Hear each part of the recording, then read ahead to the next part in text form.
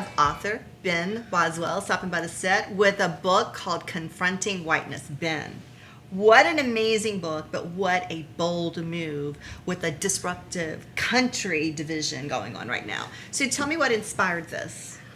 Honestly, it came from my own story, from my own journey. I've been doing work on anti-racism for a long time, many years, and I thought I was like all the way there. I thought I'd done everything I needed to do, super woke, you know what I mean? Mm-hmm. And came to a point where I realized that the work that I was doing was just not going anywhere. And in fact, the work that I was doing with people in congregations particularly was just regressing. People were making progress. But let's just say you're also a man of God. Yeah, I'm a pastor. You're a pastor and a doctor. So I want to tell our audience that you minister at church. Okay. Yeah, so I'm doing a lot of this work in churches, right. And I thought I'm trying to do everything you possibly can. We went on pilgrimages through the Deep South with a partner black church. We did an entire year-long study of race. We brought in speakers, and you'd think that we were making progress, but actually what I saw was regression. I kept saying, what's wrong? What's happening? Am I something I'm doing wrong? And I realized that I was asking my congregation to go to a place that I had not gone yet. And so I had kind of an existential crisis where I realized, what is it about me? What have I not done that I'm asking my congregation to do that I haven't done for myself? And you can't lead people down a road that you haven't done the work on yourself. And what I realized was I had never really looked at my own racial identity. I've always focused on race as something I was doing for somebody else, like a nice thing I was doing for people in the black community. And it becomes sort of paternalistic when you think about it like that. And instead of focusing on my own racial identity as a person who is racialized as white and trying to understand, what does it mean to be a white person? What does it mean to be racialized as white in America? Is there a history there that I don't understand, that I don't know? Turns out there's a huge history that I didn't understand, that I had never learned about. And so I went on a long spiritual, intellectual journey to try to figure this out. And along the way, there were a lot of bumps in the road. I really went looking to try to redeem whiteness, to redeem my own racial identity. And what did you discover? What did you find? Like, what did you find within yourself that you could relate to other people and make them understand? What I found is that, as one of the scholars that I reference in my book, James Baldwin, says that white people are trapped in a history they don't understand. And until they understand it, they can't be released from it, he says. So we're sort of trapped in this history. And what I was taught in school was not the history of white people in America and whiteness and where it came from. I thought that whiteness was a biology or an ethnicity, or something that was like a naturally occurring thing. But it wasn't at all. It was an invention. People made this idea up. It's a lie that we told ourselves to justify certain things in our society, and it's a lie that's gone on for so long that we become really invested in it. So when you even bring up the word white to white people, they right away they're already on the defensive because we don't investigate it. It goes unmarked, it goes unnoticed. We talk about black people, we talk about every other different race, but you talk about white people, everybody gets really like, what do you mean by that? So I wanted to figure out, well, where did the story come from? Where did this invention begin? How did it unfold? Why was it created, and what was it created to do? Right. And how are we formed in it over the course of our lives and over the course of American history? And there's so much there that I didn't know. Only once I had discovered that was I able to say, okay, now I know the path and the journey that I need to invite other people who've been racialized as white to walk with me. Right. So it's going to have to be the clip version because that is a great story. So, and we're getting ready to show a little clip. But what you're saying is no matter how far we think we have gotten with developing whites and blacks and Indians and Hispanics and that we're all this blended country or other countries, we're not there yet. But at first, we have to discover what it is to be whiteness, correct? Yeah. For people who've been racialized that way, we have to go do that work. And part of it is recognizing that no matter how much progress we've made, we're not in a post-racial society. Right. And we want to believe that. We want to kind of live in a colorblind ideology, but we're not post-racial. Race still impacts the way people's lives unfold. And it does so for us as people who are racialized as whites. We have to figure that out. Right. We're going to watch a clip. Okay. And then we'll be right back after you watch this amazing clip. American slavery has been whitewashed in our educational system because white people do not want to face the truth or take responsibility for our horrific immoral history. As James Baldwin said, White people are trapped in a history that they don't understand, and until they understand it, they cannot be released from it. Instead of facing our history, white people prefer to live in denial. So we whitewash the history of slavery. We trumpet lost cause ideology. And we refuse to tell the truth about slavery or use words like systemic racism and white supremacy in our state educational curriculum. Because to do so would be to act responsibly and to take responsibility for this brutal history and the vestiges of this system that continue to oppress people today. And as white people, we will do anything we can to avoid taking responsibility for racial injustice. And this embarrassing pathology of white denial and white abdication must stop immediately. It's important to set the historical record straight because the legacy of slavery continues to live on today in the form of systemic racism, white supremacy, police brutality, and mass incarceration. Over the course of American history, slavery was not officially abolished with the 13th Amendment. The 13th Amendment allowed for slavery if someone was a convicted criminal. Therefore, white supremacists simply mutated the system of plantation slavery into slavery by another name. Plantation slavery became black codes and Jim Crow segregation, lynching and redlining, the war on crime, restrictive zoning, block busting, and the war on drugs, all of which led to the mass incarceration of black people, what Michelle Alexander calls the new Jim Crow. Now, today, neighborhoods, schools, and churches remain segregated, and there are more black people in prison than there were enslaved before the Civil War. And now I'm back with author Ben Boswell. That was a great clip. So we were talking about the division and whiteness and what whiteness really means. So as we went to the break, you were starting on what it really meant and you were on your journey. So tell us, in 2 or 3 sentences, what you mean by whiteness. The way I break down whiteness is that whiteness is a lie that we created to take things from other people.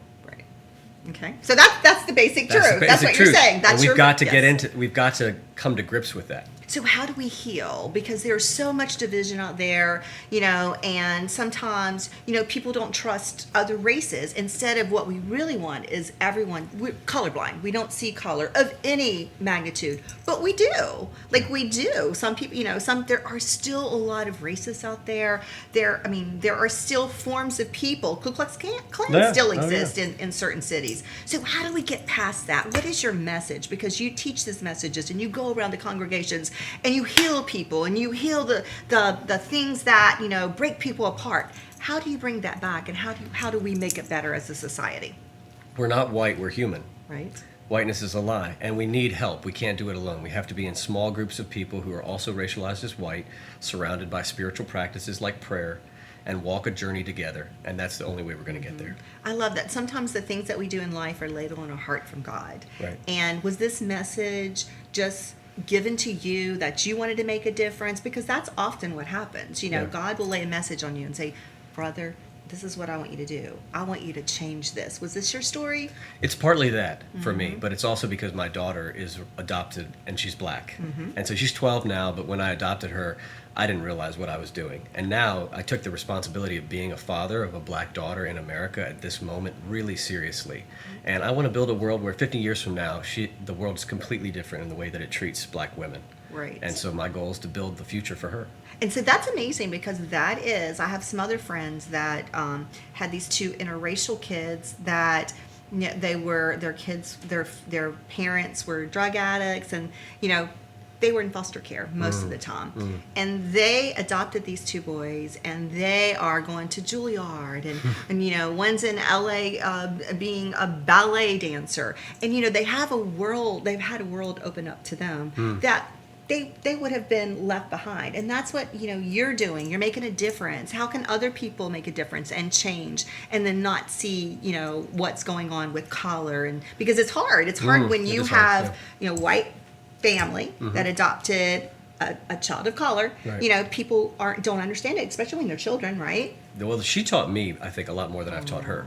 I mean, she's helped me every year of her entire educational path. She's been racially targeted.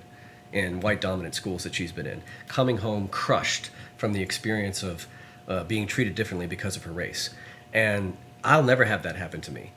And so I see secondhand, never firsthand, and I'm getting emotional thinking about this. Right. I'll never feel it firsthand like she does, but seeing it secondhand helps me realize if my daughter at 6 and 8 and 10 and 12 can experience that, then that means all white children can learn about the history of racism in America. Absolutely. No matter what anybody says. Now that's the testimony, because you have lived that. That's part of your testimony. I love it. You're this book author that, wanted to have this journey for himself, but the testimony really is that you are living it. I'm trying. And that you're making a difference through your book, through adopting your daughter and making the change. Small little changes can impact a big world. Yeah, well, we've had about 400 people go through the course at this point, and one of the things I love to say is that after they come through, it's trying to figure out what it means to be an anti-racist presence in your sphere of power and influence. Don't try to change the whole world and convert every Ku Klux Klan member or whatever. Your job is to just show up where you are and be anti-racist in your neighborhood, in your church, in your school. And show love to everyone. That's right. Accepting love, like not conditional, unconditional love for every race, Absolutely. for every man, for every woman. Right. And that's what we're really here to do. Absolutely, we're all human beings. It doesn't matter how we've been racialized. At the Absolutely. core, we're all human, and that means we can love each other and respect each other. Well, you were amazing. Thanks for stopping by the Thank set you. tonight. It's such an honor to have such It's my honor to be with you. Such a world famous author. So, and you're doing great things and making a difference in the world and impacting others. And I'm so thrilled to have you tonight. Thank you. It's my Thank honor. you. Appreciate Aw, it. Thank you. So, doing great things, Ben Boswell, Confronting Whiteness. You should read it, we should be it, and we all should work together to be the change. If you or someone you know wants to be on the Debra Kennedy Show, just go to DebraKennedyShow.com and you can be a guest just like me.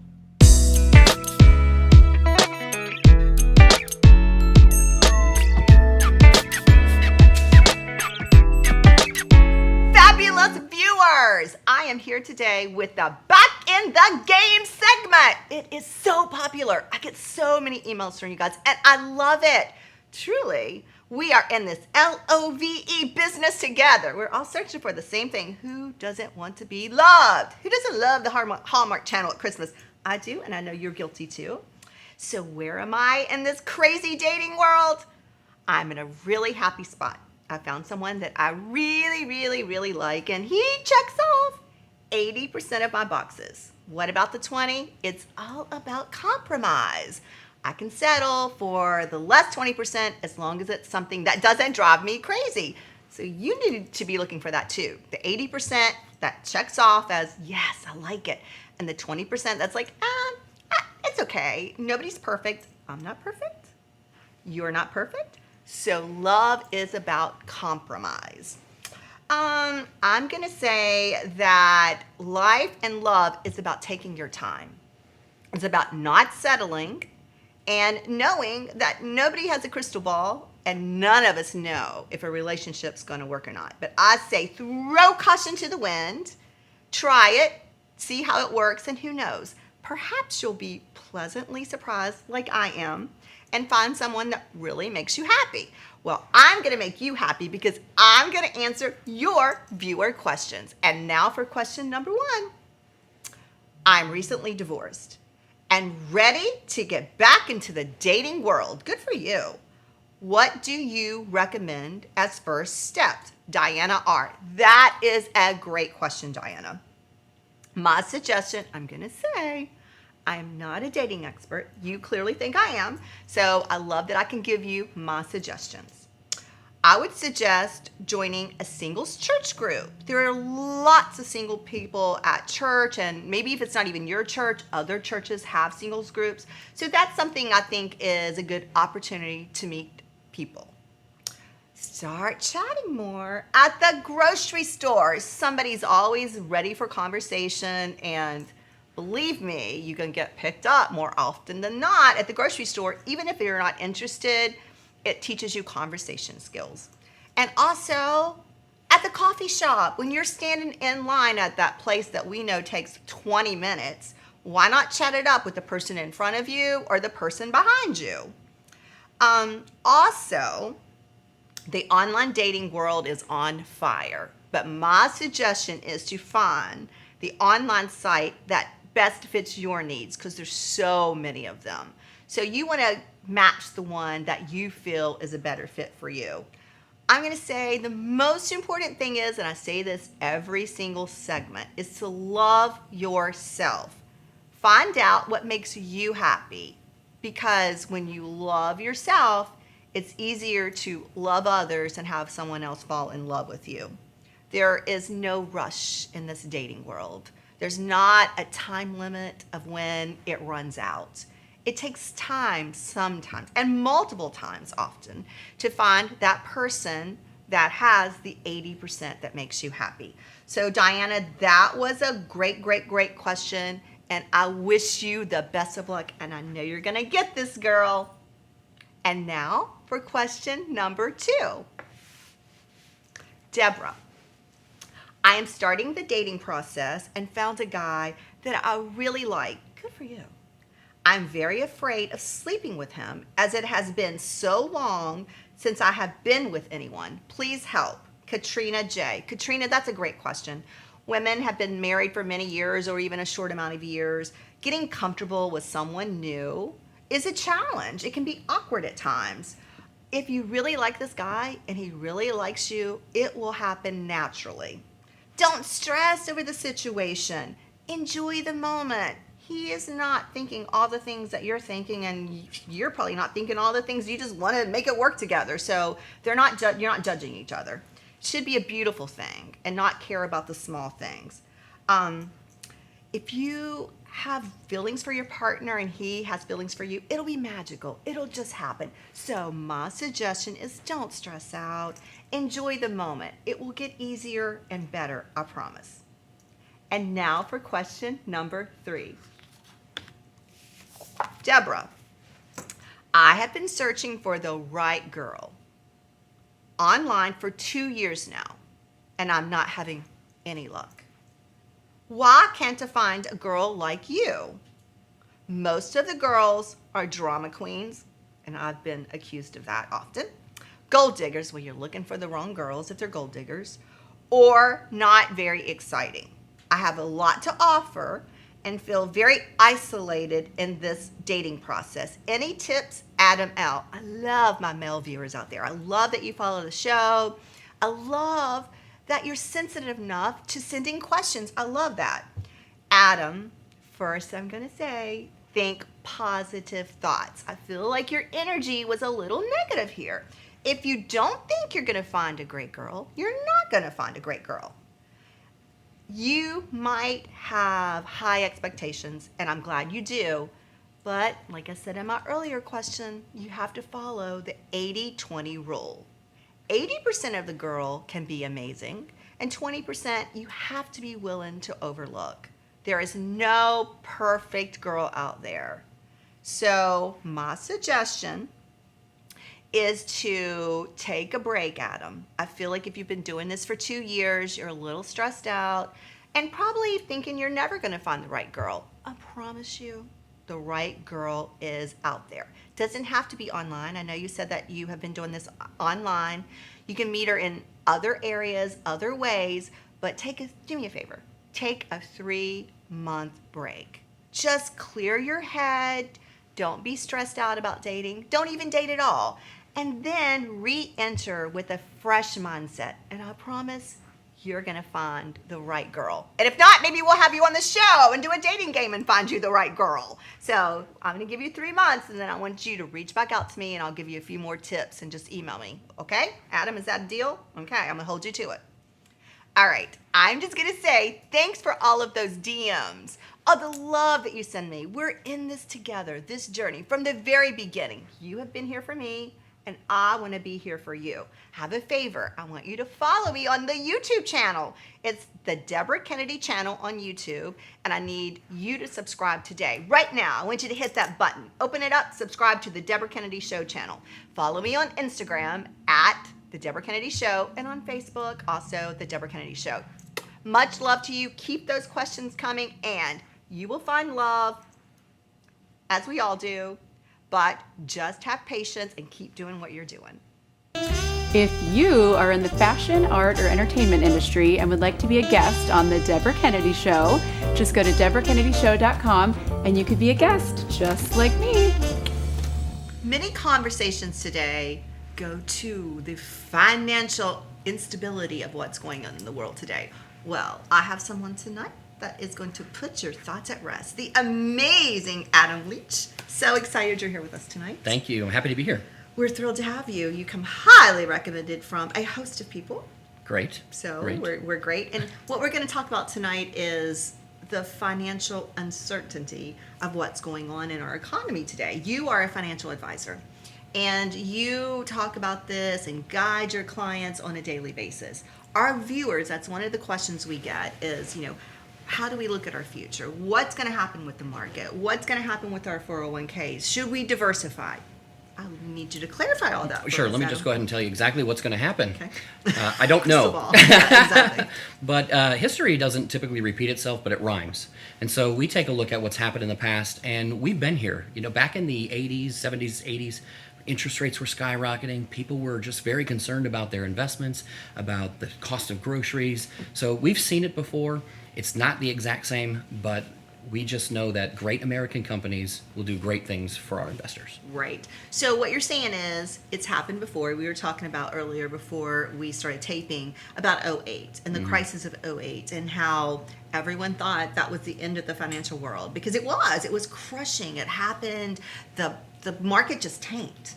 It absolutely tanked. 401ks were down to zero and people that were retiring were financially strapped. So we had a run of amazing growth. We couldn't even capture the moments that we were in. It was getting better and better every year. So what goes up eventually is going to come down. And so that's what happened. How did our world get to this point? Well, it comes down, I think, to a lot of what happened through the pandemic. And nobody could predict the pandemic, of course. And so now all of a sudden you have folks around the globe unable to work. So we have supply issues. We couldn't get those supplies to the United States. Everybody was at home. Everybody wanted to do their backyard. They wanted to put that outdoor kitchen in or buy a TV or maybe get a refrigerator, but we couldn't get the parts to make it. And so we have all this money chasing all of these goods and products, and we just couldn't deliver. And so what happens is prices started to come up. And then you have the federal government intervening, doing their thing, raising rates, and then all of a sudden we see this dirty word called inflation that's been happening. Right. Prices of everything have gone up, and you felt it, and I felt it, and all the families around us have felt it. And so we're just having daily conversations with clients about how do we navigate those times. Right. Well, I love what you said earlier. You said, what we can control is our emotions. Yes. Because life sometimes doesn't go as we expect it to. And we're all in this situation together. Like all of our money is, the same. Like I don't care if you're a zillionaire, a millionaire, or an everyday white collar worker. Your money has been affected. Rates have been affected. Food costs are higher. Cost of goods and everything's higher. You can't even get car parts or car chips. So, we're in it together. So I guess there is no real solution. But I love what you said. You can control your emotions. We got to focus on our goals. Right. My goal isn't to retire this year. Right. So in 10 years, 20 years, 5 years, what have you, that's what you got to focus on is making sure you're staying on track. And by the way, these markets are going to happen again. They've happened already. They're going to happen again. But we can control our emotions, keep those in check, stick with the strategy that you've placed because the clients that have that strategy are the clients that win. Right. And don't you think it's important for clients to diversify? You can't have all your money in one pocket, right? I think you have to that's have silly. all these different pockets, right? Yes. You put all your eggs, you go all your chips on red, and then it's black, and then all of a sudden that's it. So yes, diversification is key. Don't have all your eggs in that same basket. Stick to a strategy. And in fact, it's really smart sometimes to buy the things that are down the worst. So we have maybe stocks are down the most. Maybe it's a good time to buy the stocks. Right. Maybe bonds are down. Some other types of investments are down, real estate or whatever. That's a great time to buy them when they're down. Right. And the key is to have an advisor to help you navigate this. It's great. Sometimes we think that we're, so great with our money and diversifying and investing, but we're not experts. So sometimes an expert can think of or tell you the things that maybe are different. There are companies that take 5 and 6 groupings and invest the money for you. You know, how many bonds you should get, how much stock. It's about diversification, right? Right. Just Diversify. your appetite for risk is going to be different from the next person's appetite for risk. And so marrying those asset classes, different types of investments to that person's risk appetite is key. And just sticking with that strategy. Is there a formula, like certain ages when they invest, you know, you don't have as long? Or is there a formula, you save this pocket, you invest this pocket, this is you live within your means and spend this pocket? Do you have a formula? There isn't a perfect formula because everybody's so different. And that is why I think folks should work with a financial advisor. They can understand your individual needs, your individual goals, because they're just going to be different from somebody else's. Typically, sure, the longer the time horizon, the more time you have to recuperate from these crazy times. However, we still have retirees who just love the market because maybe they have that big pension, so they don't really need the money today, or maybe it's for their grandkids or great grandchildren one day. Adam, I have all the time in the world for that, so let's go ahead and invest it, you know, aggressively. Good. So give us 3 key points that we should all have as our principles for financial gain or worthiness or financial stability. Well, again, being different for everybody, talk to a financial advisor about that. Control your emotions. Things get wild in the markets. You're going to listen to all different kinds of news channels. You're going to listen to different opinions, and some of them are going to be right, and a lot of them are going to be wrong. And so if you have that strategy, stick with the strategy. Control your emotions. We cannot control the markets. We cannot control interest rates. But what we can control is going home at night knowing you did your best that day, and love on your family and friends, and just stick with the course. I love that. That is great advice. That's great advice coming from the amazing financial advisor, Adam Leach. So just like Adam said, we can't control what's happening in the market today, but we can control our emotions. You know, it's just money, people. So we hope that this has helped you a little with your financial savviness. And like Adam said, it's best to consult with a financial advisor. When you look around, see the tears falling down in a world so cold, where there seems to be no hope. So just look inside, there's an answer waiting, because you